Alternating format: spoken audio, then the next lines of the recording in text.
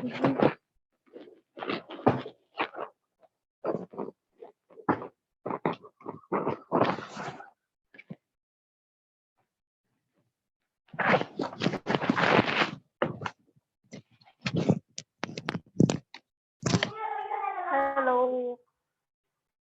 Hello.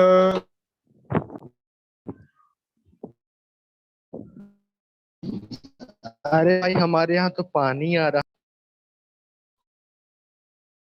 हमारे यहाँ भी तूफान आ रहा है।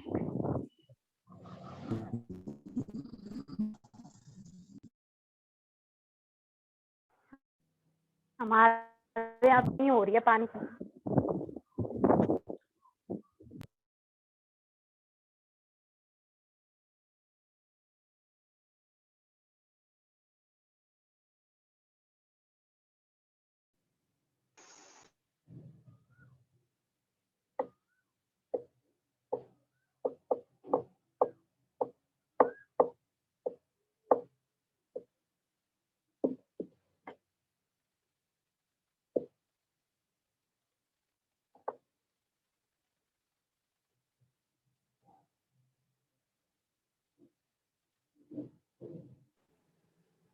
Good evening sir. रुक जाओ भाई, सर को नहीं सुनाई। सब्र रखो। नहीं जा रहा हूँ भाई, यहीं बैठा हूँ। टेंशन मत लो। Good evening sir.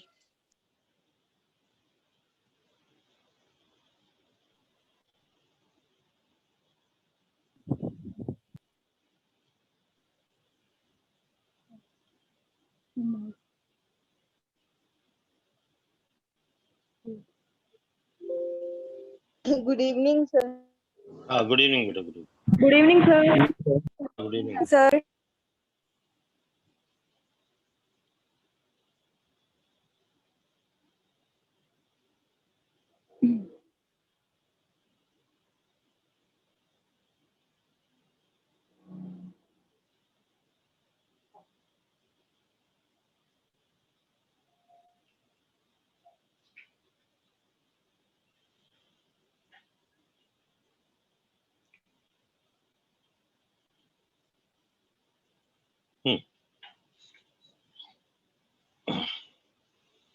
तो बेटा आज अपन जो स्टार्ट करेंगे,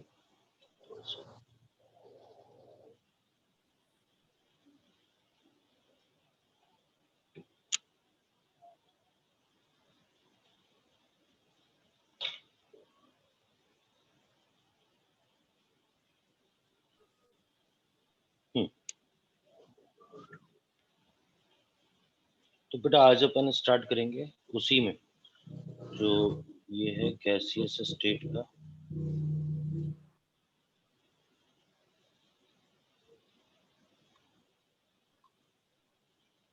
लेक्चर। तो अपन ने ग्राफ खींचा था Z एंड P। एक और ग्राफ आता है इसमें, graph between Z and P। Z संपीड़ितता गुणांक था, कॉम्प्रेसिबिलिटी फैक्टर था, तो Z और P के बीच में ग्राफ। तो बेटा ध्यान दो, कल जो अपन ने पढ़ा था कि Z इक्वल टू 1, ये तो आपके पास किसके लिए आता है, आइडियल के लिए आता है। अब अपन अगर ग्राफ की बात करें तो बेटा ध्यान देना, जैसे ये ग्राफ आता है आपके पास कोई CO2 गैस के लिए आ रहा है, ठीक है। फिर अपने पास कोई ये ग्राफ आ जाता है अमोनिया गैस के लिए। अब ये कहता है लेकिन दो गैसेस ऐसी हैं कि अपन हीलियम की बात करें, हाइड्रोजन की बात करें, ठीक है, ये Z है, ये P है। अपन बोल चुके हैं ऐसा कि लो प्रेशर इसके दो भाग होते हैं, एक लो प्रेशर होता है, एक हाई प्रेशर होता है, ठीक है। लो प्रेशर पे हमेशा Z लेस देन कितना होगा, 1, ये लो प्रेशर पे, ठीक है। और हाई प्रेशर पे क्या होगा, Z ग्रेटर देन कितना होगा, 1। मैंने कल इसका पूरा डिस्कशन किया था, आपको बताया था कि ऐसा क्यों होता है, ठीक है। कौन से रिपल्सिव फोर्सेस इफेक्टिव होंगे या प्रतिकर्षण वाले या आकर्षण बल वाले, तो वो आपको इसके अंदर देखना होता है, ठीक है। अब अपन बात कर रहे हैं इसके बाद नेक्स्ट, बट आपको एक तो ये क्लियर होना चाहिए CO2 अमोनिया, ठीक है, मतलब ये जो रियल गैसेस हैं ये अपन कहेंगे एक्सेप्शनल केस है, ये अपवाद है, ठीक है, ये दो ये एक्सेप्शनल केसेस हैं, एक्सेप्शन, ठीक है, ये हाइड्रोजन एंड हीलियम के। तो ये एक्सेप्शनल केसेस क्यों आते हैं उसकी भी बात करेंगे अपन। तो ग्राफ ऐसा आता है, अब इसी ग्राफ पे टेम्परेचर का इफेक्ट ये भी है अपने पास, effect of temperature, effect of temperature on ZP graph, ठीक है, ताप का प्रभाव है, ताप का प्रभाव, ठीक है। अभी क्वेश्चन सीधे मतलब मैं क्वेश्चन की फॉर्म में, और आसान सी बात है, देखो क्वेश्चन की फॉर्म में वो कहता है, ये आपके पास थोड़ा सा मैं आगे कर देता हूँ, ये P था, ये आपके पास Z1 था, उसने कहा किसी गैस के लिए तो ग्राफ ऐसा आया T1, उसी गैस के लिए ये आया ग्राफ, ये आया, फिर ये आ गया, सॉरी इसको सही करता हूँ, एक और ले लेता हूँ,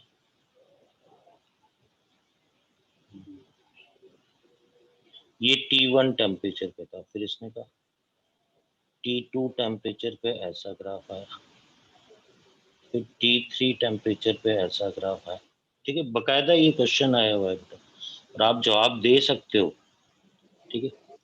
इसको देखो क्वेश्चन ये है, सीधे क्वेश्चन की फॉर्म में कर रहे हैं, ऑर्डर ऑफ टी, टेम्परेचर का ऑर्डर, आप में से कोई बता सकता है इसमें टेम्परेचर का ऑर्डर क्या होगा? कोई भी, सबसे बड़ा टेम्परेचर कौन सा होगा, कोई बता सकता है? सोचो जरा भाई, आप ये बताओ Z=1 आइडियल बिहेवियर होता है, सुन रहे हैं मेरी बात ध्यान से? आप बताओ आदर्श की तरफ व्यवहार कब होगा, जब ताप क्या करोगे आप, बोलो सोचो जरा, आदर्श व्यवहार कब आता है, आइडियल बिहेवियर कब आता है? टेम्परेचर बढ़ाते हैं तो। टेम्परेचर बढ़ाते हैं, बिल्कुल सही जा रहे हो आप, ठीक है। तो अपन क्या बोलेंगे, बाई इंक्रीजिंग टेम्परेचर,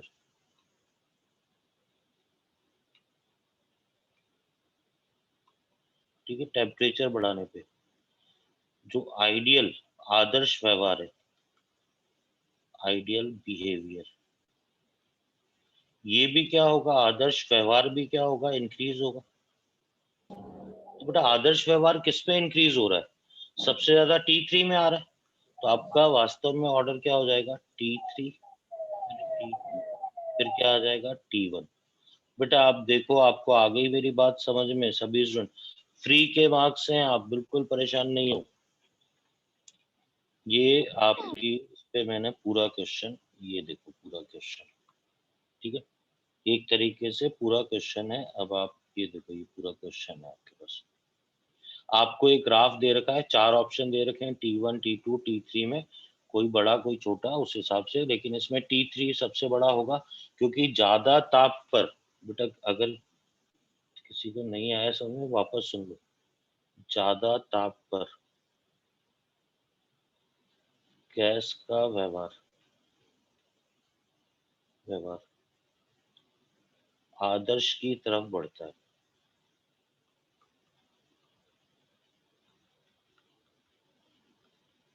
आदर्श की तरफ जाता है, सुन रहे हैं मेरी बात ध्यान से, ठीक है? Yes sir. अच्छा, अब ध्यान देना बेटा, अब है ना, आप है ना प्रीवियस ईयर का पेपर जब देखोगे, ठीक है, तो ये दो चीजें आती हैं, ठीक है, ये इसको ये नाम दे देते हैं, Z का expression,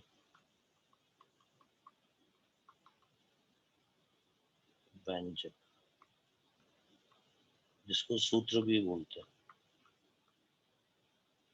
at low pressure and high pressure, बेटा मैं यहाँ लिख रहा हूँ, ये मोस्ट इम्पॉर्टेंट लिख रहा हूँ मैं, और बहुत मीनिंगफुल है।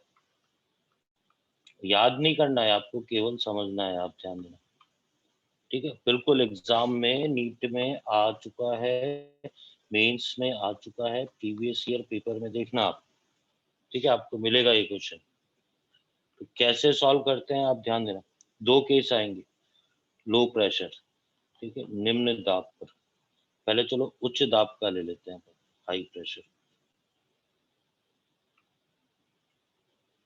ठीक है।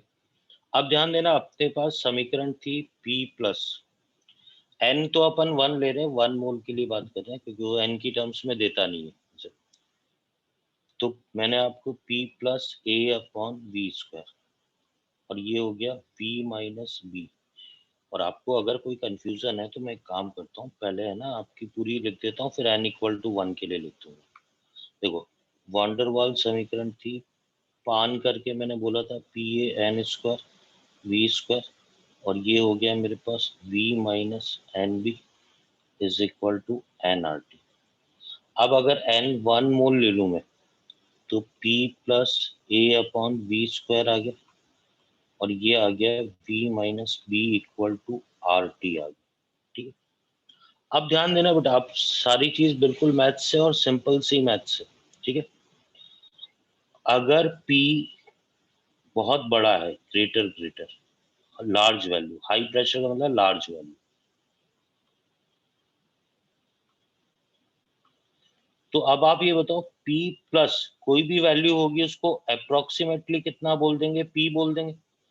तो P प्लस, तो ये वैल्यू P आ गई, ये V माइनस B आ गया।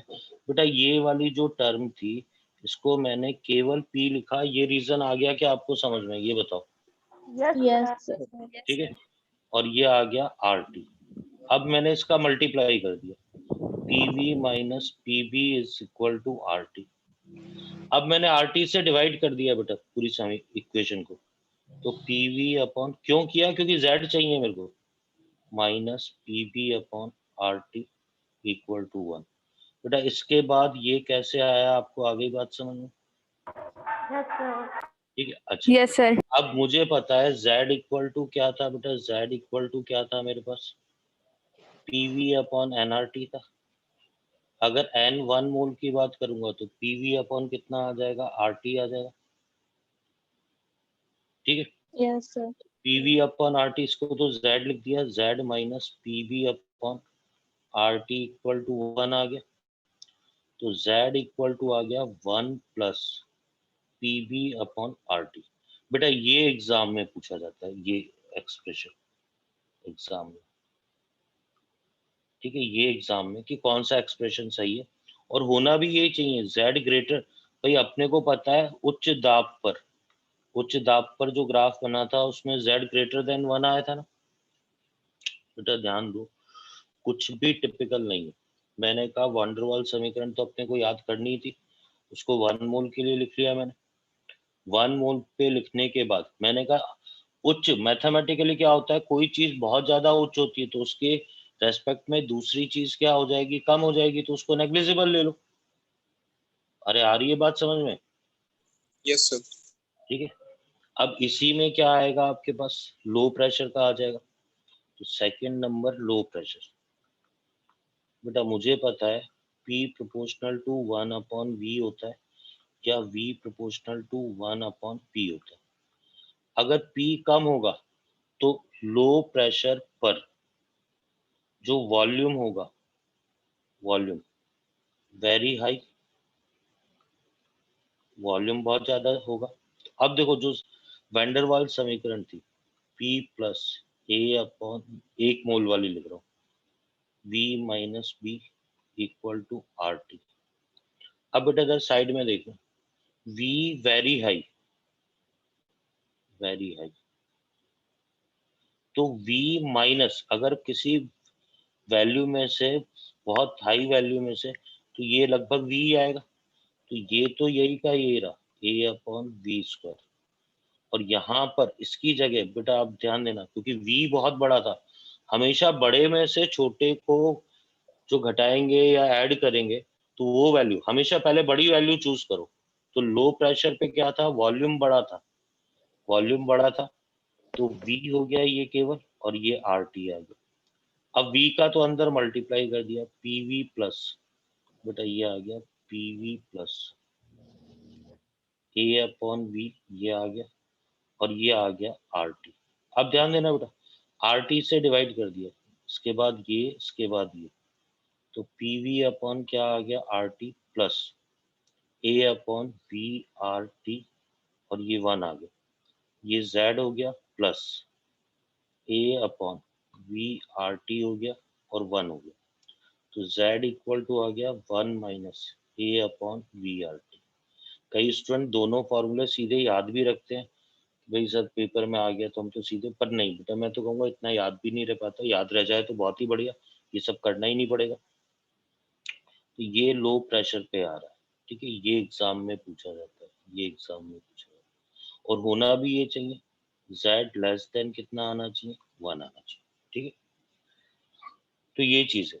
अब मैं आपको है ना थोड़ा सा, देखो ये सारी मैथ्स बताई, अब स्टूडेंट कहते हैं सर मतलब हमें नहीं, आप क्या पढ़ाया जा रहे हो, अब सुनना मैं क्या पढ़ा रहा हूँ, ठीक है। अपन एक तरीके से इसको कंक्लूड कर रहे हैं, कंक्लूड, ठीक है। देखो मैंने क्या बोला, मैंने एक ग्राफ बनाया था आपके सामने, मैंने कहा इस ग्राफ में ऐसा होता है कि लो प्रेशर पे Z 1 से कम आता है, तो ये Z की वैल्यू है, यहाँ 1 था तो नो डाउट नीचे 1 से कम आया, और उच्च दाब पर हाई प्रेशर पे मैंने बोला Z 1 से ज्यादा आता है। तो ये कहता है वो मैथमेटिकल इक्वेशन क्या है, तो 1 प्लस समथिंग आती है ये इक्वेशन, ठीक है। ये इक्वेशन क्या आती है, ये P है आपके पास, ठीक है। ये इक्वेशन आती है Z is equal to 1 minus something, ठीक है। बेटा आपको आ रही है मेरी बात समझ में, बोलो यस मैं सर। क्या पढ़ा रहा हूँ, ये बात आप समझ पा रहे हैं मेरी बात, ठीक है। अब ये क्या कहता है, अपन जब कंक्लूड, तो अब आप सुनना, निम्न आपके पास समीकरण थी P plus A upon V square, और ये था V minus B equal to RT। अब आप क्या क्या करेंगे, आप सुनना, ठीक है, आप भूलेंगे नहीं बिल्कुल इस तरीके से, आप ध्यान देना बेटा। देखो निम्न दाब पे बात करेंगे तो आप बड़ी संख्या निकालो, तो हाई वॉल्यूम हो जाएगा, वॉल्यूम हाई हो जाएगा, तो V माइनस बी को आप कितना लिख लोगे, V, इसके बाद सॉल्व करोगे तो रिजल्ट आ जाएगा। जब उच्च दाब होगा, तो क्योंकि ये हाई प्रेशर ही आ गया, हाई प्रेशर ही है, तो फिर कुछ चेक नहीं करना है, तो P plus A upon V square को क्या लिखोगे, P। बस ये दो स्टेप समझनी है कि उच्च में से, बड़े में से छोटे को घटाना है, छोटे को नगण्य मान लेना है, नेग्लिजिबल। बेटा ये करते ही आपकी ये इक्वेशंस हैं, यहाँ की इक्वेशन आ जाएगी, उधर ऊपर वाले की इक्वेशन आ जाएगी, इस वाले की ये, ऊपर वाले की ये, ठीक है। अरे समझ रहे हो मेरी बात, yes sir.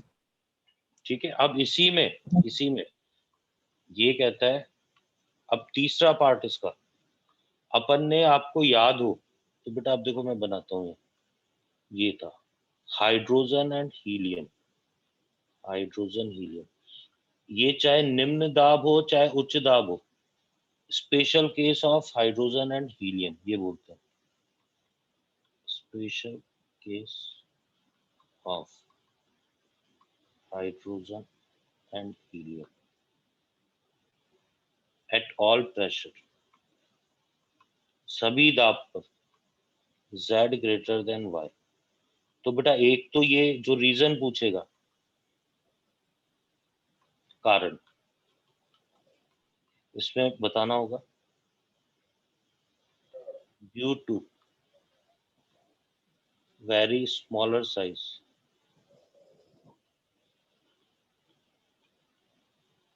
Of H2 and helium and low molecular weight,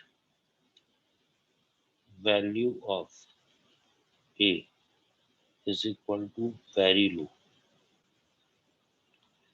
बेटा इनके लिए A की वैल्यू जो आती है वो बहुत ही कम आती है, हाइड्रोजन व हीलियम में अणु भार व आकार बहुत छोटा होने के कारण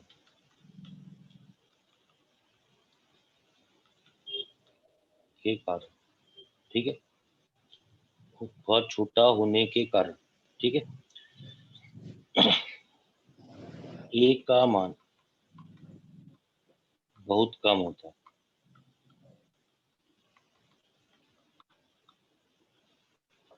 ठीक है, तो बेटा आप ध्यान देना, p प्लस आपको आएगी बात समझ में, v स्क्वायर और ये आपके पास आ गया v minus B equal to R T. ठीक है बेटा, अब ये कहता है चाहे लो प्रेशर हो हाई प्रेशर हो, ये कहता है ए क्योंकि क्या है वेरी लेस, बहुत ही छोटी वैल्यू होती है, बहुत छोटी वैल्यू, तो ये कह रहा है चाहे लो प्रेशर हो चाहे हाई प्रेशर हो, P plus A upon V square, ये कहता है ये बहुत छोटा है ना, तो ये हमेशा ही P के इक्वल आ जाता है, लो प्रेशर या हाई प्रेशर पे दोनों पे ही P के इक्वल आ जाता है। तो इसके बाद जो इक्वेशन लिखते हैं अपन, तो आप ध्यान देना, P V minus B R T, तो ये आपके पास आ जाएगा, इसको सही से लिख देता हूँ, V minus B R T, तो P V minus P B is equal to R T, P V upon R T minus P B upon R T equal to 1।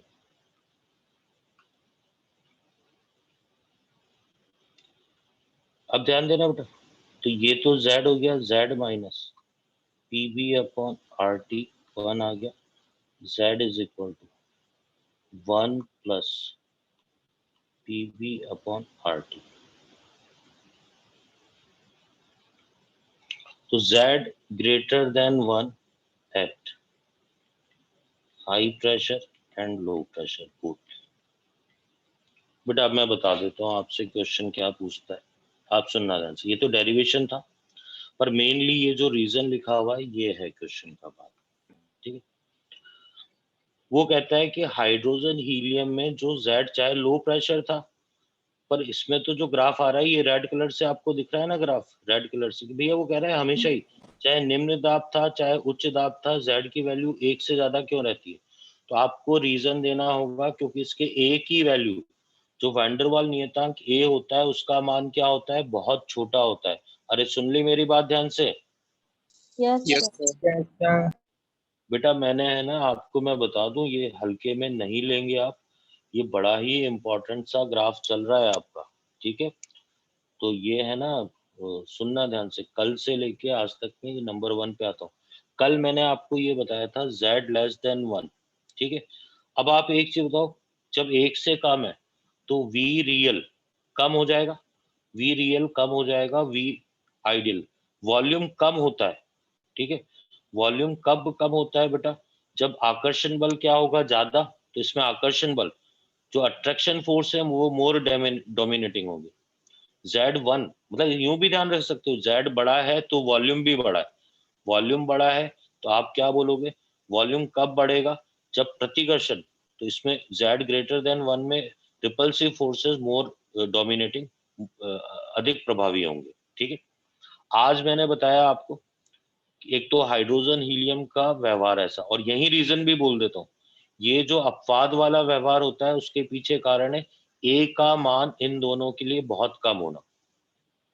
फिर ये कहता है ताप बढ़ाएंगे तो आदर्श की तरफ व्यवहार बढ़ता जाएगा, क्वेश्चन हमेशा उल्टा पूछा जाता है, टेम्परेचर पूछा जाता है, तो जो आदर्श के ज्यादा नजदीक है वही टेम्परेचर ज्यादा होगा, इसीलिए T3 टेम्परेचर ज्यादा।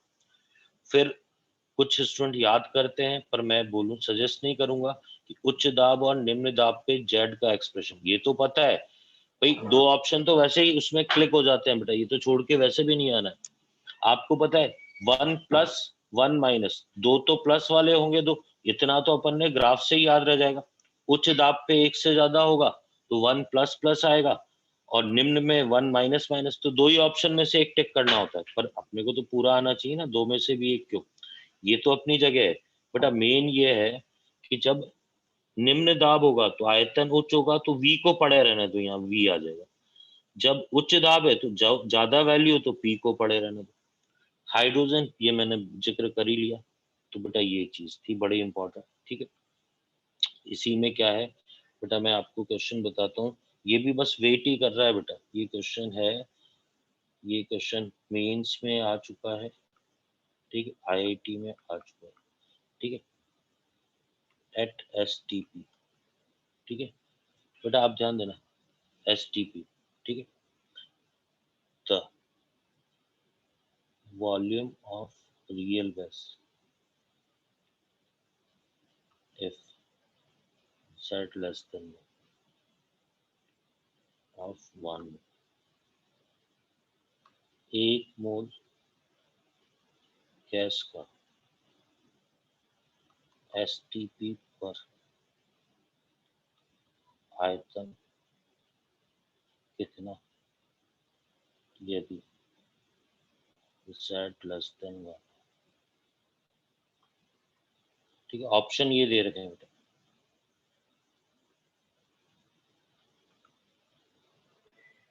ये सारे लीटर हैं,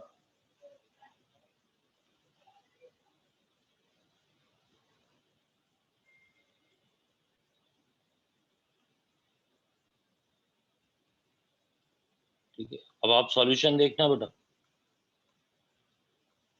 देखो मुझे फॉर्मूला कल मैंने आपको बताया था, Z का फॉर्मूला होता है V real upon V ideal, याद आया आपको? Yes sir. अच्छा, अब आप ये ध्यान दो, Z का मान 1 से कम है तो मैं ऐसा लिख सकता हूँ V real upon V ideal, ये लेस देन कितना आ गया 1, तो ऐसा लिख सकता हूँ V रियल V आइडियल, ठीक है। अब आप ये बताओ आइडियल का कितना वॉल्यूम होता है 1 मोल का, आदर्श गैस का 1 मोल का STP पे वॉल्यूम बोलो 22.4। 22.4 होता है, तो जो V रियल आ गया वो 22.4 लीटर से क्या आ जाएगा, कम आ जाएगा, बोलो। Yes sir. Yes sir. हालांकि मैं आपको बता दूं, मैं ये लेस देन आंसर सी हो गया, पर अगर आप मेरी बात ध्यान से सुन रहे हैं तो इतनी मेहनत भी नहीं करनी पड़ती, सीधे ही आंसर होता है। Z 1 से कम है तो आयतन घटेगा, आयतन घटेगा तो जितना आना चाहिए था उससे कम हो जाएगा, तो 22.4 से कम, मतलब मैं तो ये बोलता हूँ जो बातें ध्यान से सुन रहा है उनके लिए तो कोई समस्या ही नहीं है, सीधे ही आंसर आ जाएगा, ठीक है। Yes sir. Yes sir. अब ध्यान देना बेटा, ठीक है।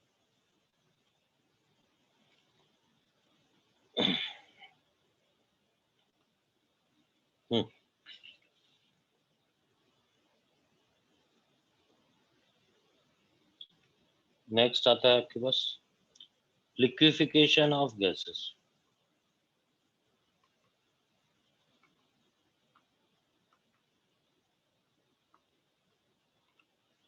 गैसों का द्रवीकरण,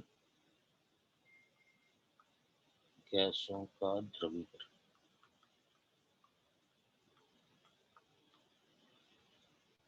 देखो क्या है भाई, गैसों को उच्च दाब लगाकर, ठीक है, अपन क्या कर सकते हैं, द्रवित कर सकते हैं बाई अप्लाइंग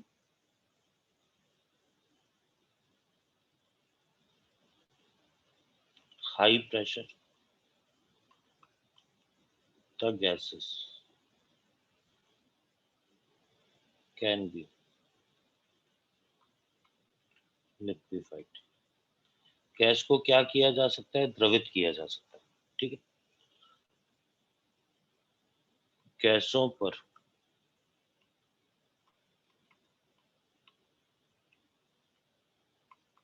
दाब लगाकर उसे द्रवित किया जा सकता है, ठीक। कुछ नहीं, टर्म इतनी सी है कि बेटा अगर मान लो कोई गैस है, ठीक है, मान लो CO2 गैस है, ठीक है, तो आप उच्च दाब लगाओगे तो अपन इसको किस में बदल सकते हैं, द्रव में बदल सकते हैं, लिक्विड में बदल सकते हैं, तो ये कहता है कि यही चीज क्या होती है, इसी को गैसों का क्या बोलते हैं, द्रवीकरण बोलते हैं। ठीक है, अब इससे रिलेटेड टर्म्स आती है, इससे related terms related to liquefaction. ठीक है, और आपको बात समझ में आएगी। द्रवीकरण से संबंधित पद है।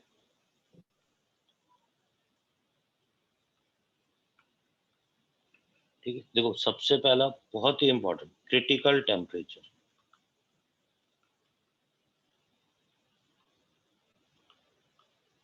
क्रांतिक ताप बोलते हैं इसको,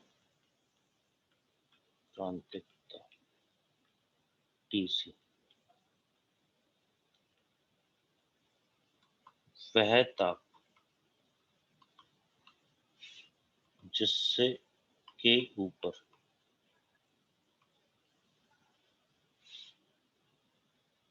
गैस को अत्यधिक दाब पर भी द्रवित नहीं किया जा सकता, नहीं किया जा सकता।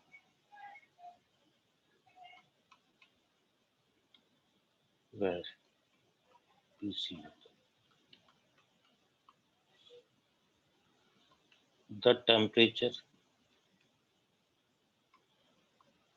above which gases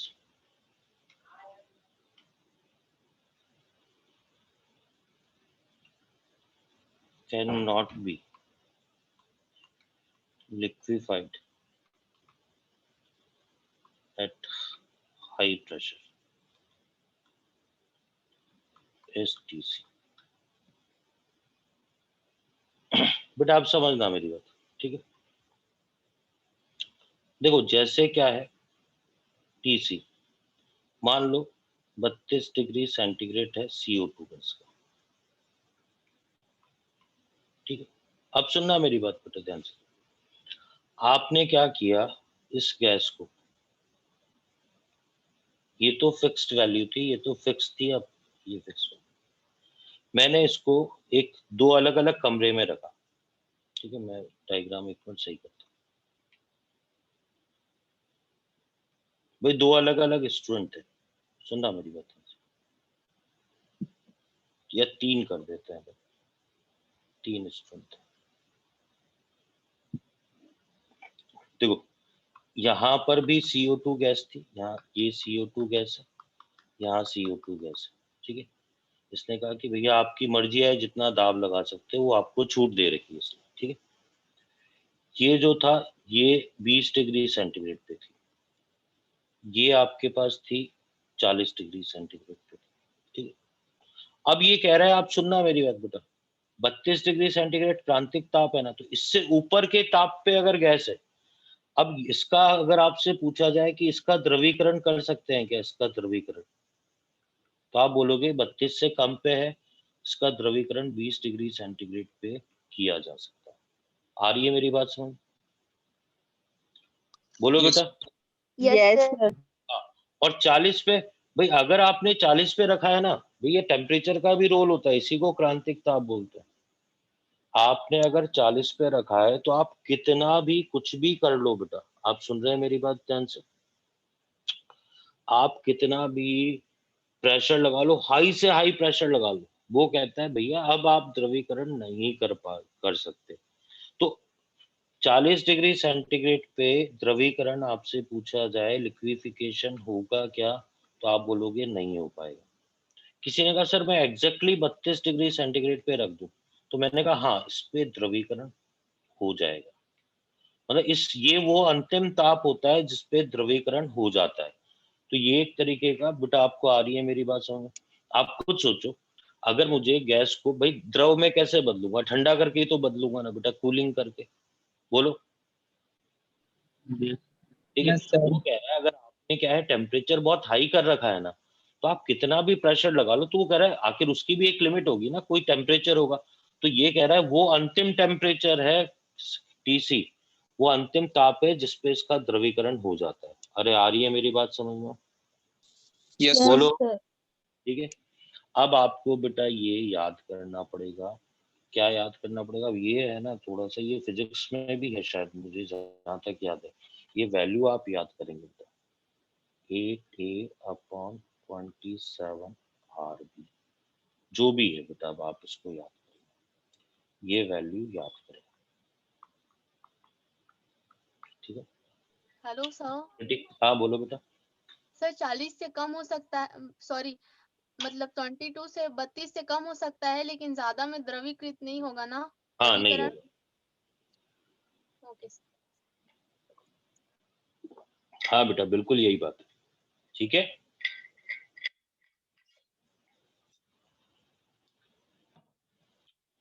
इसके बाद आता है बेटा 2 नंबर आता है क्रिटिकल प्रेशर। तो सर हाँ बोलो बेटा। सर ये इक्वेशन क्या लिखे आप? 8a/27 RB दिख रहा है साफ? बोलो। Yes, Yes, sir. sir. Yes, sir. मतलब लेटर्स ये कर देता हूँ। ठीक है, अब 27 है, ये दिख रहा है ना साफ? हाँ Yes. Sir. Thank you. Yes, sir. क्रांतिक दाब, इसको बोलते हैं पीसी। अब देखो ये समझ में आएगा। At TC the amount of pressure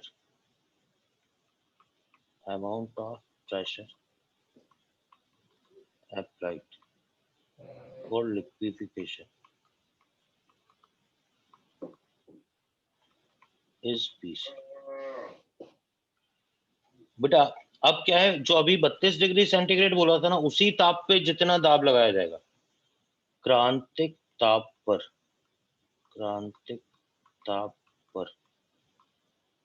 gas को द्रवित करने के लिए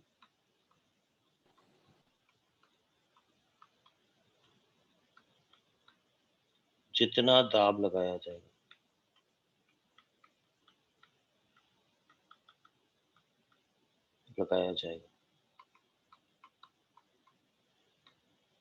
वह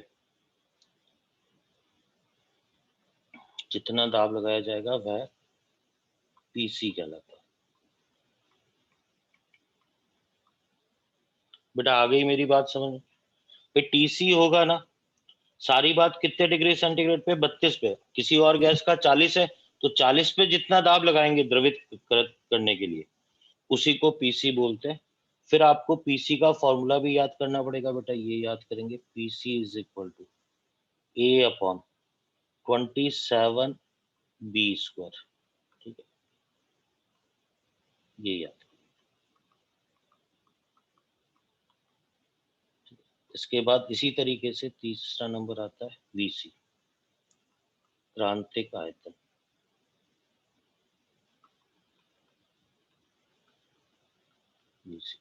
क्रिटिकल वॉल्यूम,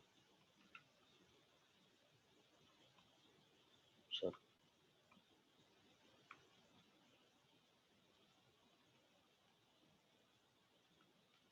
हेलो सर। हाँ ये बी स्क्वायर है क्या? हाँ, B² है बेटा। ठीक है, B² एट टीसी। सर उसका मतलब क्या होगा? बेटा बी तो वंडरवाल नियतांक होता है ना, ओके सर। हर गैस के लिए अलग अलग होता है। फॉर्मूला है, कोई खास मीनिंग नहीं। ठीक है, TC at TC and PC the volume of gas is equal to VC। अब देखो क्या होगा, TC व PC पर, भाई जब TC और PC पे अपन गैस का आयतन देखेंगे तो वो भी एक फिक्स होगा, तो पर गैस का volume is equal to VC। ठीक है, और VC का जो फॉर्मूला आएगा आपके पास, वो आपके पास आ जाएगा 3B। ठीक है, तो ये 3 फॉर्मूले हो गए आपके पास, ये 3 नंबर फॉर्मूला, बेटा ये भी याद करेंगे। बेटा आप सुनना, मैं आसान शब्दों में बताता हूँ, ठीक है, इसको भी निष्कर्ष बताता हूँ आपको, निष्कर्ष, कंक्लूजन। बेटा टीसी क्या था? वो अंतिम ताप था जिसपे क्या हो सकता है, जिसपे द्रवीकरण, अपन कहेंगे अंतिम ताप, जिसपे लिक्विफिकेशन यस हो जाएगा। इस टीसी से अगर ज्यादा ताप लेंगे तो द्रवीकरण नहीं होगा, तो द्रवीकरण नहीं होगा, ठीक है। अगर पीसी की बात करें तो टीसी पर द्रवीकरण के लिए जितना दाब लगाया है वही क्या हो जाएगा, पीसी हो जाएगा, ठीक है।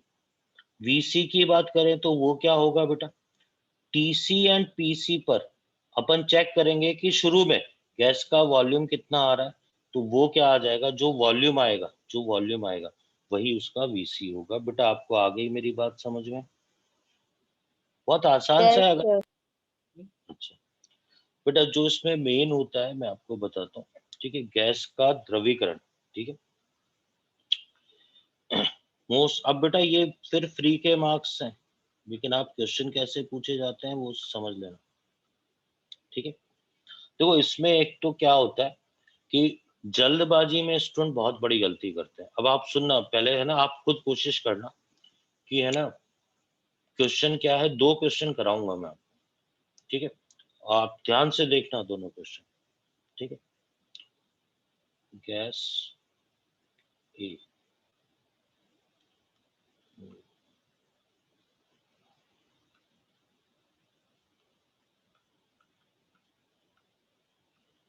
इसका क्रिटिकल टेम्परेचर दे रखा है 40 डिग्री सेंटीग्रेड, ठीक है। Gas can be liquefied at temperature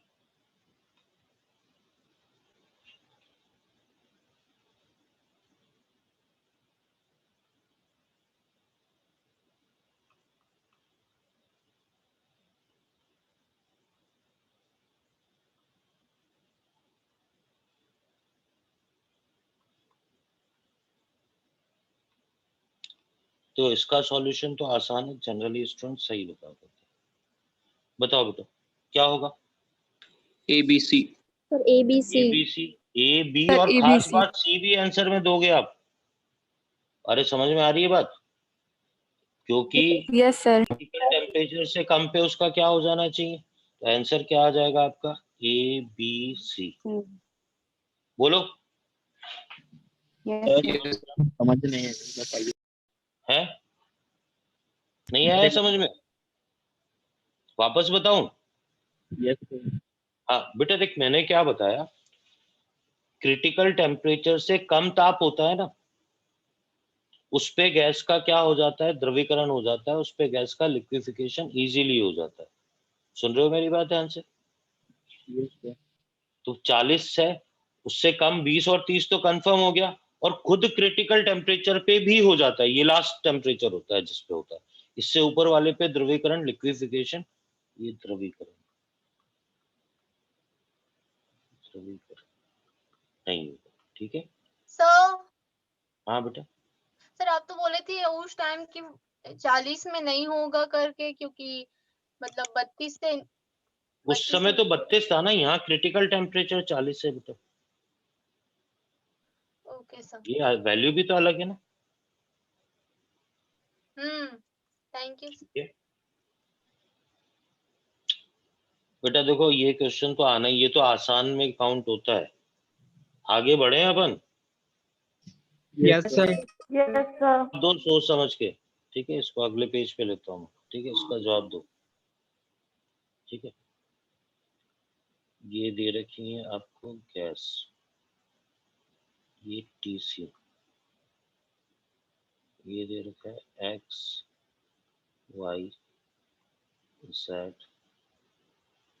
ए, इसका दे रखा है 20 degree centigrade, 40 degree centigrade, 27 degree centigrade, 50 degree centigrade, 10 degree centigrade. If these gases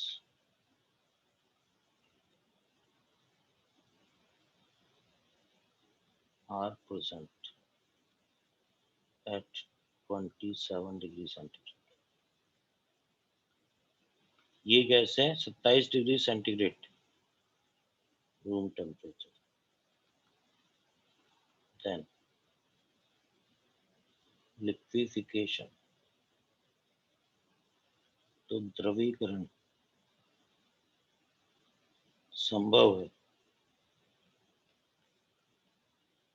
possible. ठीक है, यही ऑप्शन दे रखे हैं, एक्स, वाई, जेड, ए, एम एन नाम डाल देते हैं बेटा इनके, ताकि कोई ए बी सी से घबराओ नहीं.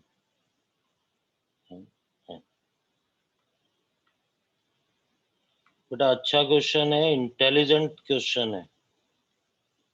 ठीक है, थोड़ा ध्यान से जवाब देना बेटा. Sir X and Z.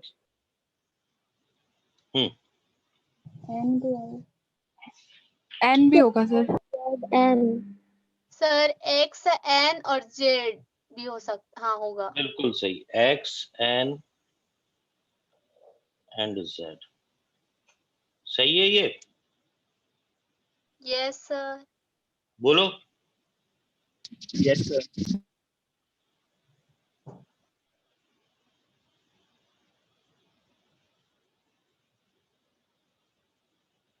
और सोचो बेटा. और सर सिर्फ एक्स और एन होगा क्या? सर सर सभी होंगे क्या? सर नहीं, और एन सोचो, होगा ना. और सोचो. सर लेकिन ऑप्शन में तो अलग अलग करके दिया है, तो जेड ही होगा क्या? मतलब ऑप्शन के अरे हिसाब से नहीं, देखें. ऑप्शन तो एक से ज्यादा करेक्ट, वो तो कंबाइन करके दे देगा. अब मैं ऑप्शन बनाने के लिए, ऑप्शन से नहीं, आप तो बताओ. इधर मेन क्वेश्चन ये है, ऑप्शन पे नहीं जाना. Okay sir. सोचो बेटा, सोचो सोचो. सर सभी होगा क्या? आप नहीं सर, नहीं, आप सिर्फ जेड. अभी तक सही जवाब नहीं आया है बेटा. Sir Y Z M. Y Z M, बेटा ये बिल्कुल सही जवाब है, वाई जेड एम. क्या जिन्होंने भी जवाब दिया है ये करेक्ट है बेटा? क्या आप रीजन बता पाएंगे बेटा?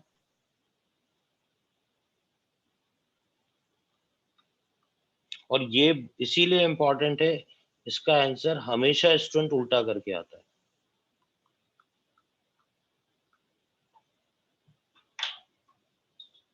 सर क्वेश्चन की हिंदी बताइए तो. ये गैसेस 27 डिग्री सेंटीग्रेड पे उपस्थित है. लिख देता हूं मैं.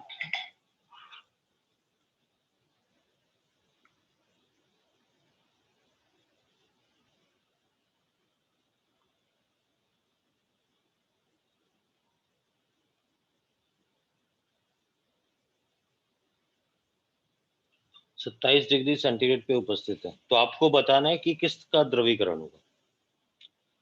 बेटा आप सुनना, द्रवीकरण किसका होता है बेटा? जो खुद जो गैस होती है. सुन रहे हो मेरी बात ध्यान से बेटा? आप ये, जब मैंने आपको ये लिखाया था अभी, जब टीसी मैंने एग्जांपल जो कराया था, क्रिटिकल टेम्परेचर 32 था, तो कितने पे? 20 डिग्री सेंटीग्रेड पे द्रवीकरण हो गया था. बोलो. यस. ये क्या था? बाहर का था, बाहर का दाब जिस पे रखा गया था. अब आप ये बताओ, जिसका क्रिटिकल टेम्परेचर, अब मैंने 27 डिग्री सेंटीग्रेड दे रखा है बाहर का, तो इससे ऊपर वाले ताप जो होंगे, जो ऊपर होंगे 27, एक तो 27 होगा, या जो 27 से ऊपर होंगे, जो 40 है और जो 50 है, तभी तो 27 पे, मतलब उससे कम पे, ये उससे बराबर या कम हो गया, उस पे क्या हो जाएगा? उसका द्रवीकरण हो जाएगा. तो बेटा इसका आंसर अब ये है ना, मैं आपके ऊपर छोड़ता हूँ अब अपन और डिस्कशन, क्योंकि ये अभी जो नहीं समझ पा रहे हैं वो घर पे सोचना, क्योंकि अभी आप क्या है वो टेम्परेचर, ये उल्टा क्वेश्चन है बेटा, उल्टा मतलब सारी बात की, और लेकिन इम्पोर्टेंट है, आप घर जाके आराम से देखना समझना इसको, सर ठीक है। सर वो रूम टेम्परेचर पे इसलिए ऐसा हुआ?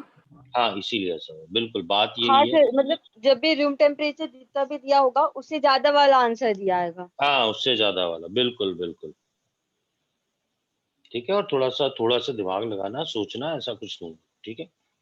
इसके बाद बेटा दो और टेम्परेचर पढ़ने, ठीक है। एक होता है अपने पास 4 नंबर पे, ठीक है, ये बॉयल टेम्परेचर बोलते हैं इसको, TB, boils temperature,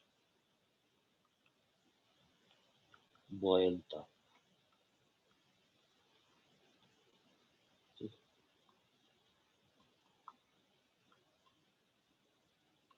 the temperature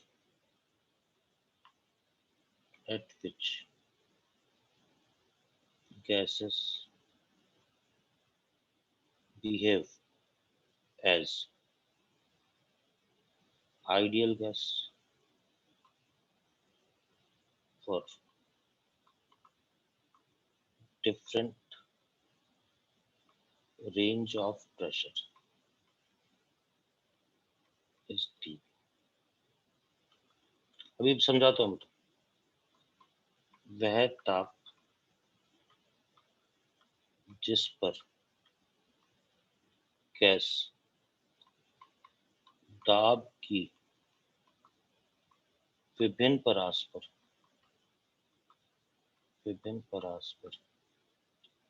Adarsh gas की भांति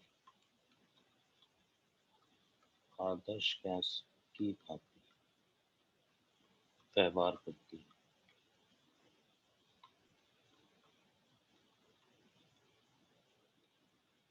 ठीक है। तो ये होता है आपके पास बेटा, क्या होता है आप सुनना। तो अपन ने जनरली क्या बोलते हैं, आइडियल गैस बिहेवियर क्या होता है, आदर्श गैस व्यवहार, वो क्या होता है, टी हाई होना चाहिए और पी कम होना चाहिए। बेटा आपको पता है, ये फिजिक्स में भी पढ़ते हो आप, उच्च ताप और निम्न ताप पे। पर वो कहता है, उसने कहा कि भैया बॉयल ने बताया कि भैया एक ऐसा हर गैस के लिए अलग अलग एक ऐसा टेम्परेचर आता है जिसपे आप दाब को चेंज भी करोगे ना, तो अपन ये देखते हैं कि उसका व्यवहार कैसा है बेटा, उसका आदर्श व्यवहार ही है, ठीक है। तो इसका जो फॉर्मूला आता है, टी बॉयल टेम्परेचर का आता है ए अपॉन आर बी, ये फॉर्मूला आता है, ठीक है। ये फॉर्मूला भी सीधे याद करेंगे, ठीक है। इसके बाद एक आता है लास्ट, ठीक है, ये आता है आपके पास कौन सा, 4 नंबर हो गया था, 5 नंबर, इन्वर्जन, ठीक है। इसका मैं एक बार नाम,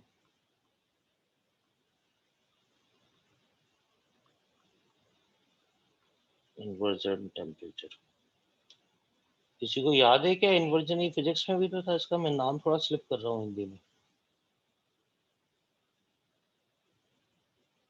इन्वर्जन, अरे नाम अभी याद था, तो मैं एक मिनट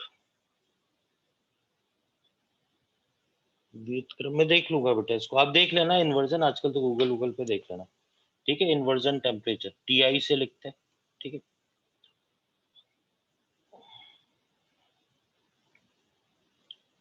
बेटा देखो, वैसे तो मैं सजेस्ट करूंगा इन्वर्जन टेम्परेचर सीधे याद कर लो आप, टीआई, अब ज्यादा इसमें जूल थॉमसन इफेक्ट और ज्यादा फंसने की जरूरत नहीं है। तो ये अपने पास जो आता है formula 2a upon R B, ठीक है, 2a अपॉन आर बी, ये फॉर्मूला आता है, ठीक है। सर ये प्रतिपन्न ताप बोलते हैं क्या? हाँ, प्रतिपन्न ताप, बिल्कुल भाई, एक बार बोल देता हूँ, होता क्या है कि आपने जूल थॉमसन इफेक्ट पढ़ा है ना, कि जब हाई प्रेशर से किसी नोजल से गैस को पास करते हैं तो या तो कूलिंग इफेक्ट दिखाता है या फिर वो क्या है, हीटिंग इफेक्ट दिखाता है। जूल थॉमसन इफेक्ट का म्यू अपन नहीं जाएंगे ज्यादा डेप्थ में, चलो छोड़ो छोड़ो, आप तो क्रिटिकल ये टीआई का ये ध्यान रख लेना बेटा। आप है ना, आप ध्यान देना, इसमें जो क्वेश्चन बनता है, जो एक और इम्पोर्टेंट बात बनती है, ठीक है, मैं इम्पोर्टेंट बात, ठीक है, आप सुनना ध्यान से बेटा, इम्पोर्टेंट बात क्या बनती है, टीसी टीबी एंड टीआई, अभी कंपैरिजन देखना आप, अभी एक कंपैरिजन आ जाएगा समझ में। टीसी का फॉर्मूला था आपके पास, इस कलर चेंज कर देते हैं, 8A/27 RB। सभी में A/RB तो आता ही है, ये A/RB, ये देखा आपने 2A/RB। इससे क्या है, याद रखने में भी सुविधा रहती है, और ये मेंस में तो आ चुका है, और ऐसा नहीं है एनसीईआरटी में है ये सारा, ठीक है। अब आप देखते ही नहीं है स्टूडेंट ध्यान से, 11th में तो नहीं पढ़ा होगा ये सब, ठीक है। वो एग्जैक्टली वहां तक थोड़ा ध्यान से पढ़ते हैं, क्योंकि फिजिक्स में भी कॉमन होता है ना, केटीजी वही चलता रहता है 11th में, ठीक है। पर ये सारी चीजें रियल गैसेस की इंपॉर्टेंट है बेटा। आप देखो अब चैप्टर है ये भी अपने आप में काफी है पढ़ने के लिए आपको, ठीक है। अच्छा, इसके बाद बेटा अभी भी बेटा कई चीजें इंपॉर्टेंट आ गई, अभी भी एक चीज इंपॉर्टेंट बची है, ठीक है। गैसों के द्रवीकरण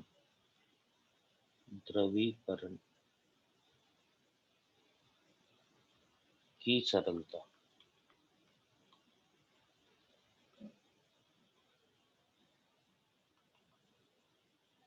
easiness of liquefaction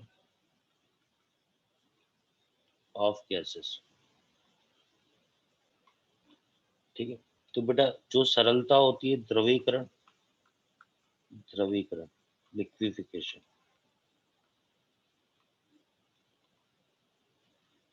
बेटा क्रांतिक ताप जितना ज्यादा होगा, और क्रांतिक ताप बेटा ये देखो A/B आता है ना, A/B का रेशियो जितना ज्यादा होगा, बेटा बिल्कुल क्वेश्चन पूछे जाते हैं, मोस्ट इंपॉर्टेंट, ठीक है। अभी मैं आपको क्वेश्चन बताता हूँ, ठीक है। पहला क्वेश्चन तो यही, ये दे रखा है आपको, गैस दे रखा है ABCD, TC दे रखा है 200 240 कर दो, 100 150 कर दो, ठीक है। सारे केल्विन में, ठीक। Order of easiness of liquefaction,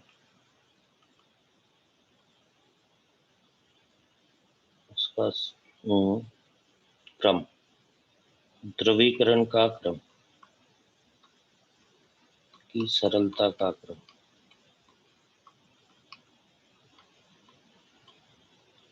तो बेटा आप एक चीज बताओ, क्या हो जाएगा सीधे सीधे, जिसका टीसी क्या होगा, ज्यादा होगा, तो टीसी Yes, sir. सबसे ज्यादा है बी का, फिर किसका है ए का, फिर Hmm. डी का, फिर सी का। अरे ये सीधे क्वेश्चन आता है पेपर में सीधे, अरे आ गई बात समझ में। Yes, sir. अब ध्यान दो बेटा, उसी में क्या आता है, एक क्वेश्चन ये आता है, ठीक है। देखो आपको दे रखा है, ये गैस दे रखी है, ये ए की वैल्यू दे रखी है, ये बी की वैल्यू दे रखी है, 0.01 0.2 0.04 0.5 0.8 ये दे रखा है 2 दे रखा है, ठीक है। ये दे रखा है XYZ, ठीक है। द्रवीकरण की सरलता का क्रम, इजीनेस का ऑर्डर। मेरे ख्याल से क्वेश्चन कैसे सॉल्व करना है आपको आ गई मेरी बात समझ में।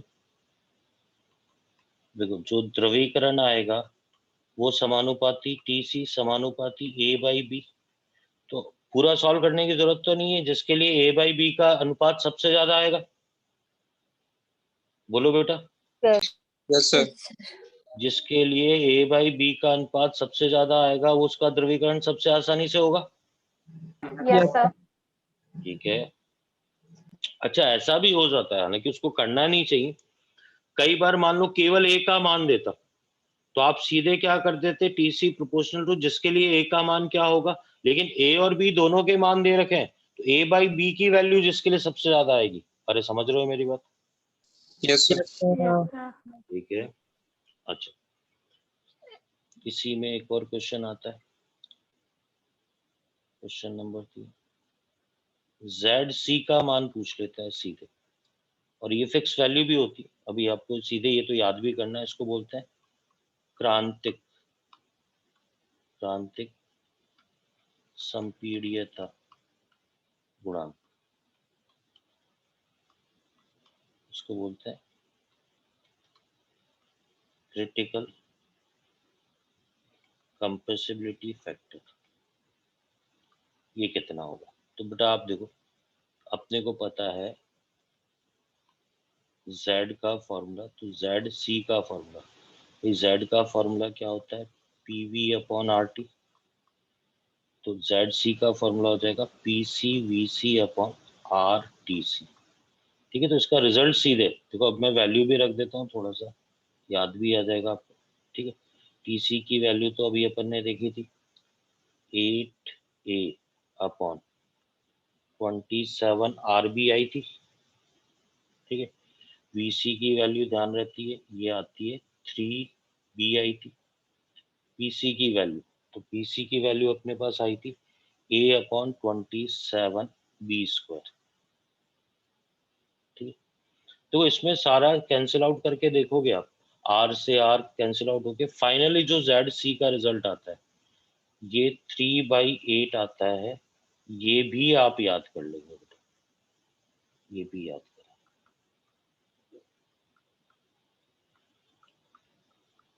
ठीक है, ये चीज आती है आपके पास। हेलो और सर। हाँ बेटा, सर क्रिटिकल कंपाउंड के आगे क्या लिखे हैं? क्रिटिकल कंपाउंड नहीं, कंप्रेसिबिलिटी फैक्टर है, factor. Okay, thank you sir.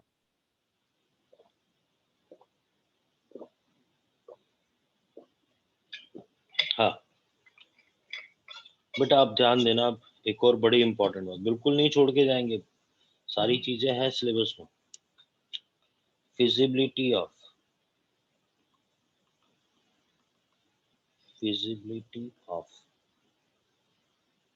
A and B, A व B की यथार्थता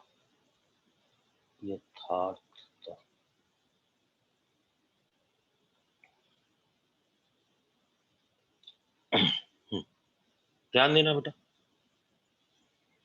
इसमें आता है, सुनना मेरी बात ध्यान से, A ये है वैंडरवाल कांस्टेंट, नहीं था, it is related to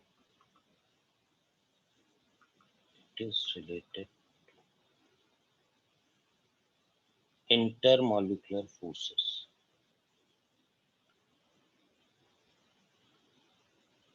between gaseous molecules। एक तरीके से A की वैल्यू, भाई A की इंटरमोलिकुलर फोर्सेस को IMF। ठीक है, तो अपन बोलते हैं A समानुपाती किसके होता है? A समानुपाती IMF, इसके समानुपाती। ठीक है, अब आपसे ये पूछेगा A किसकी माप होती है, तो आप क्या बोलोगे बेटा? हिंदी में भी लिख देता हूँ, A समानुपाती गैस के अणुओं के मध्य, गैस के अणुओं के मध्य अंतर आणविक बल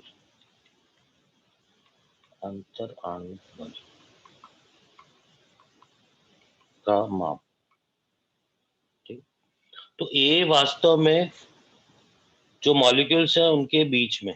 ठीक है भाई, अगर A की वैल्यू, अब सुनना, A की वैल्यू ज्यादा है, इसका मतलब आपको वो क्या रिप्रेजेंट करता है? वो रिप्रेजेंट करता है कि गैसेस के मॉलिक्यूल्स के बीच में अट्रैक्शन फोर्स भी क्या होगा? ज्यादा होगा। अरे आ रही है बात समझ में? Yes sir. ठीक है, तो आप सुनना मेरी बात ध्यान से बेटा। ठीक है, आपको A की वैल्यू याद भी करनी पड़ेगी बेटा।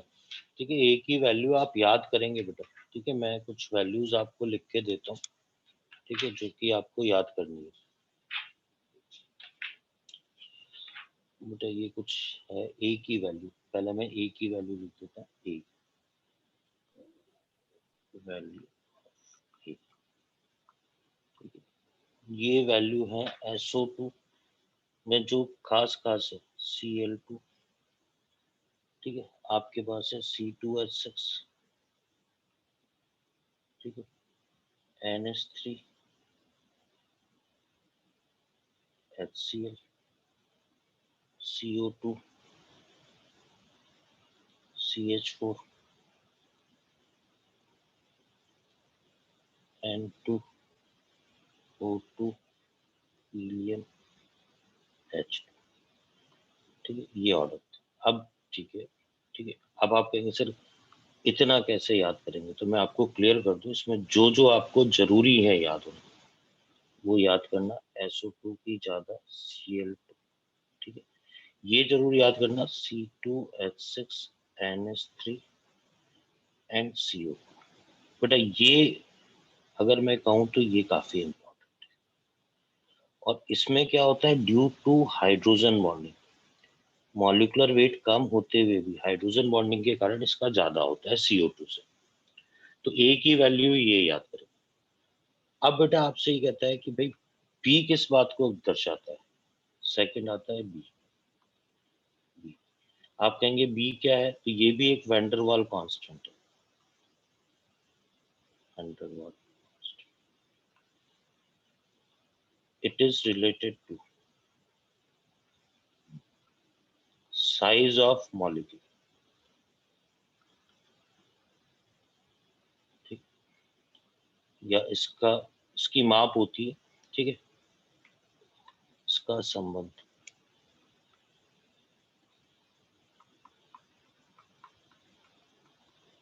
इसका संबंध अणु के आकार से होता है,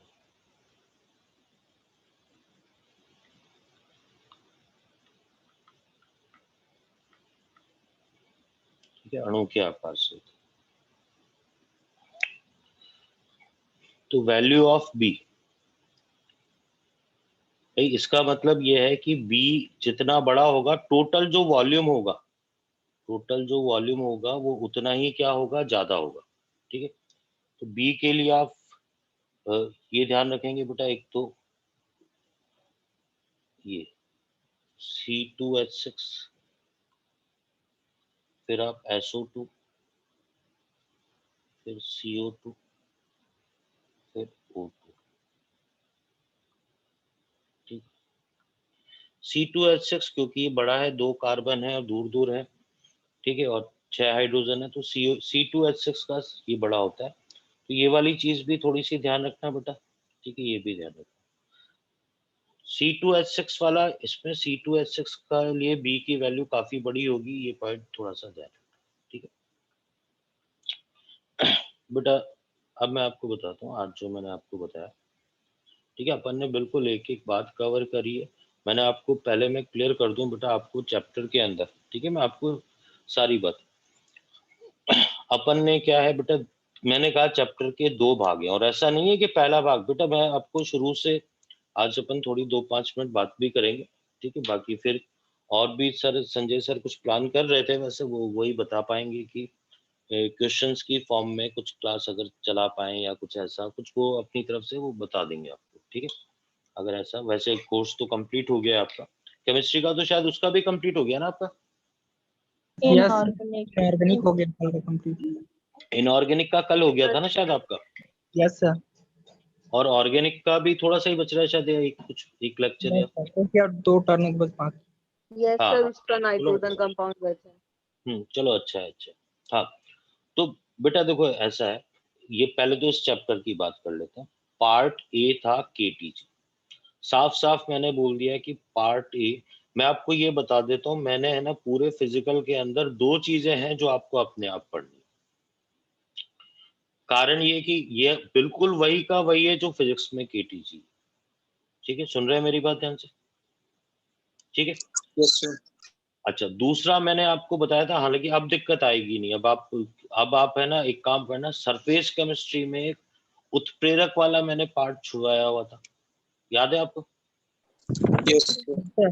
बाकी आप निश्चिंत रहो। इसके अलावा मैं आपको पूरी 11th और 12th की गारंटी ले रहा हूँ, कोई भी क्वेश्चन जो मेरे से पढ़ाया हुआ है, ये 2 चीजें आपको अपने आप पढ़नी है। क्या बेटा, चाहे तो पार्ट ए इसका केटीजी का, ठीक है, और उधर एक उसका 3 पार्ट में होता है, तो मैंने सरफेस पूरा है, कोलाइडल पूरा है, कहीं देखने की जरूरत नहीं है इधर उधर। तीसरा पार्ट था उत्प्रेरक, ठीक है, वो 2 चीजें। इसके अलावा आप बिल्कुल निश्चिंत रहो, 15-17 जो भी फिजिकल में क्वेश्चन आते हैं, अगर आप पूरे नोट्स पूरे लेक्चर ध्यान से पढ़ेंगे, कोई भी आपको बाहर नहीं मिलेगा, ठीक है। कुछ ऐसा जरूर हो जाता है कि आजकल जो पीडीएफ का ट्रेंड है उसमें 2-4-5 इधर उधर की बातें हों, उससे कोई अपने को नहीं है। जैसा पेपर आता है अपन उसकी बात करें तो इससे बाहर कहीं बहुत पढ़ा है अपन ने, बहुत, ठीक है ना। तो अब आपकी तरफ से क्या काम रहेगा बेटा, ठीक है। पहली चीज तो मतलब अपन, ठीक है, मेरे मैं एक बार और अपने किसी कोई स्टूडेंट हो मोबाइल नंबर लिख देता हूँ बेटा मैं अपना, ठीक है। पहले तो मैं आप सभी को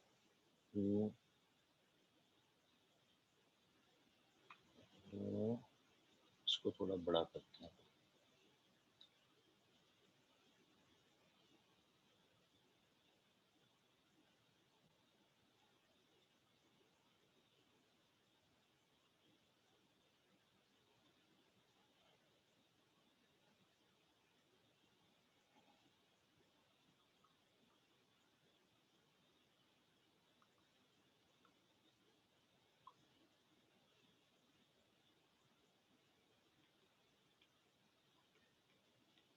स्क्रीन पे दिख रहा है बेटा आपको? Yes, sir. Yes, sir. Thank you, sir. विशेष है मेरी तरफ से, do your Thank best, you, sir. ठीक है, अपनी तरफ से Thank you, बेस्ट sir. करो।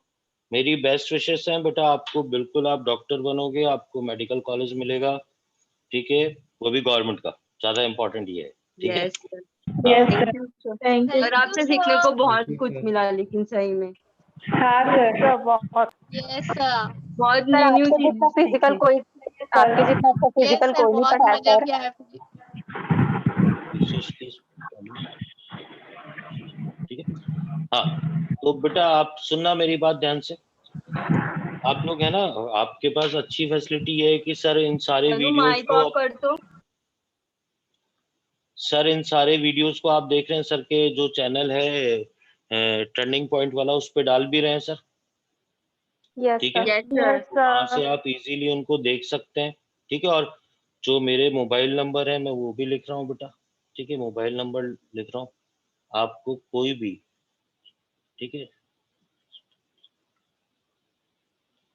कोई भी थोड़ा सा डिले हो सकता है और हो जाता है कई बार आप, लेकिन क्या है स्क्रीनशॉट करके या कोई क्वेश्चन पूछना हो तो मेरे व्हाट्सएप पे भेज दें। मैं पूरी कोशिश करूंगा कि हर स्टूडेंट के उसका जवाब दे पाऊँ, ठीक है ना। तो आप ये भी कर सकते हैं, कोई और वैसे भी कुछ पूछना हो तो पर्सनली, मतलब ऐसा कोई इश्यू नहीं है, पर्सनली फोन करके भी आप पूछ सकते हैं बेटा, ठीक है। अपन क्या है 4-5-6 महीने से कनेक्टेड है एक दूसरे से, ठीक है। चाहे देख नहीं पा रहे हैं फिर भी अपन एक दूसरे को समझ पा रहे हैं, ठीक है, तो एक जुड़ाव तो होता ही है, नो डाउट, ठीक है। और मेरा तो बिल्कुल मानना है कि जो आप लोग पढ़ रहे हैं तो आप लोगों से एक जुड़ाव है, तो आप लोग क्या है कि बिल्कुल सेलेक्ट हो, ठीक है। और देखो अब क्या है आपके पार्ट का, हालांकि देखो ये चीज थोड़ी सी सही है, मैं शुरू से कह रहा हूँ ऑनलाइन के साथ क्या है कि, लेकिन एक चीज मान के चलना आप कि ये प्रॉब्लम आपकी नहीं सभी स्टूडेंट्स की है, मतलब आप सभी इक्वल लेवल पे हो ना। ऐसा थोड़ी है कि आधे हिंदुस्तान में ये हो रहा है कि यार उनको तो ऑफलाइन खुल गया वो ज्यादा फायदे में। आप देख तो रही हो कि यार ऑलमोस्ट क्या है ये पूरा सेशन ही ऑनलाइन निकला है, यस सर। ये तो यस सभी सर। इक्वल लेवल पे हैं। और मैं आपको बताऊं, आपको जो सारे यहाँ टीचर्स मिले, मतलब आपको शायद एहसास भी नहीं है, बेस्ट टीचर हैं कोटा के, ठीक है। यस तो सर। क्या है कि आप है ना उस हिसाब से भी क्या है बिल्कुल ढंग से तैयारी करो, अच्छा करो, ठीक है। हमारी बेस्ट विशेष है आपके साथ में, हमारी दुआएं हमेशा हैं, जिंदगी में सक्सेसफुल रहो और बी कनेक्टेड बेटा, कनेक्टेड रहो, कोई दिक्कत नहीं है। अपन ऐसा नहीं है बीच में भी आके, मतलब मैं तो उनसे सर से बोल दूंगा कि कोई संडे को या किसी दिन अपन क्या है ऐसे ही अपन जूम मीटिंग रख लेंगे, कोई प्रॉब्लम का ऐसे ही डिस्कशन कर लेंगे, ठीक है?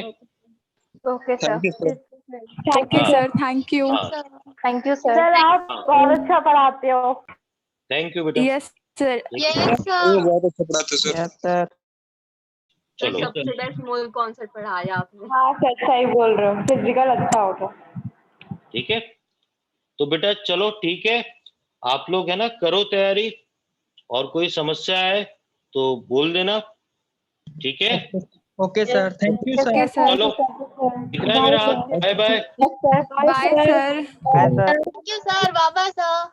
हाँ हाँ we miss you sir. Thank you sir. Miss you sir. हाँ हाँ बेटा, आप लोग Miss you, रहना, और कोई प्रॉब्लम आए तो ये मोबाइल नंबर लिखे मैं बता देना, यस ठीक है? सर। चलो वाह। Thank you, sir. Bye sir, हाँ। चरण स्पर्श ओके। सर। हाँ हाँ बेटा, खुश रहो और प्रगति करो। Pranam, sir. हाँ Pranam, हाँ sir. हाँ बेटा, okay okay, bye sir. Bye bye bye. Bye sir. हाँ गुड नाइट सर।